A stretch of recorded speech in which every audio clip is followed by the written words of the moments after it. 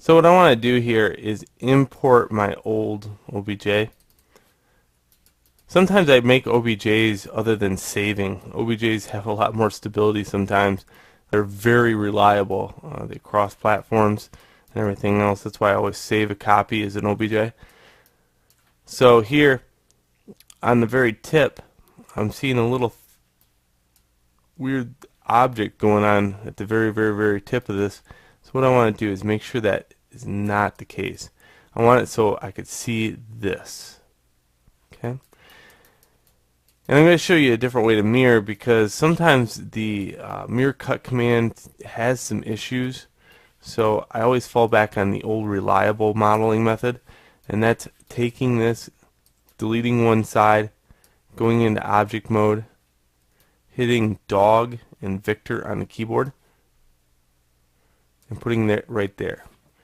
So this is way more stable because you're not wrecking the first piece. So you edit, duplicate special, square box, and you put a negative in the X. So this is X, X, Y, Z, and I'm going to put a negative here in X. So there we go. Very stable. I like that method a lot better.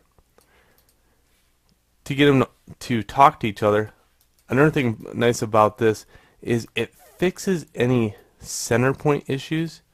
Oftentimes you'll get modeling and you don't have a perfect median line going down the character, and this will correct that. So if I spread these apart some and make sure there's no in-between face, because I think that's what this is right here. It's an in-between face.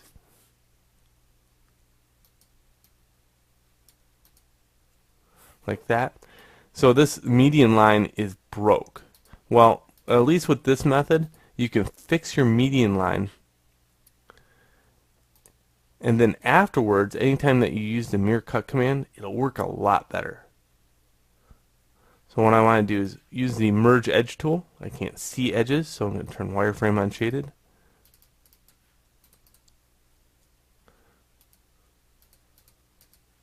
And if you think that you're doing this too fast, you probably are. So if I click, and then hit enter on the keyboard, it does a lot smoother to merge edges. And here's another little trick. So I started here. I'm going to go all the way around the knife. And I just click, enter. If I'm a new person, I would highly suggest that. If I hit G on the keyboard, it's last command. So I can immediately go right back into the tool and start hammering in those edges.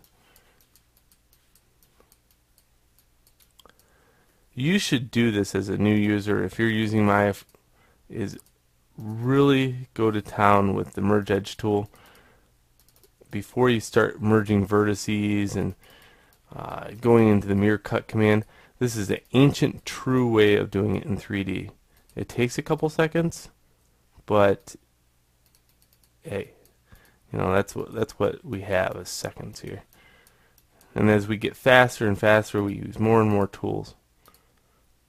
So I always teach new students this command before anything else, because I want them to learn the hard stuff first and then start using the tools like the mirror cut.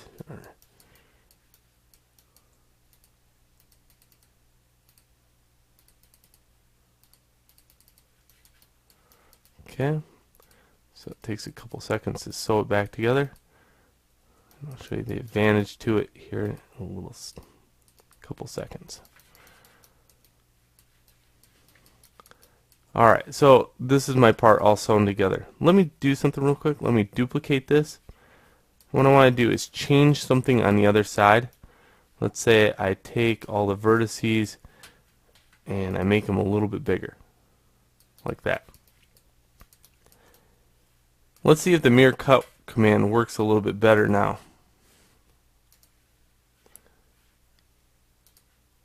Wow, doesn't that look better? So mirror cut works well. Allows me to go right in there.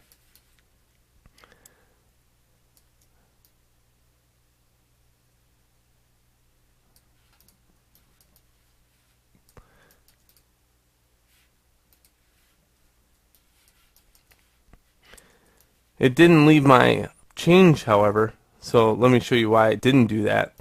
If you notice, the positive X is on this side, so if I wanted to change that on the other side, I would make sure to change it on my positive X side. And now maybe that's coming into relevant terms here now that you can see that happen. So now you can see that worked out well.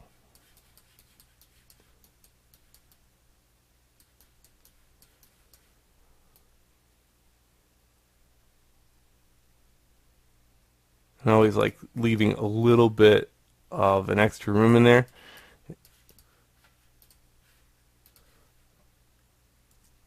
If I duplicate that now, I have this part, and just like what I showed you in some of the other videos, you have to assign back the Lambert to it. So there we go. So the mirror cut command works great now. I just wanted to show you how to repair that feature within Maya. Alright, please go on to the next video.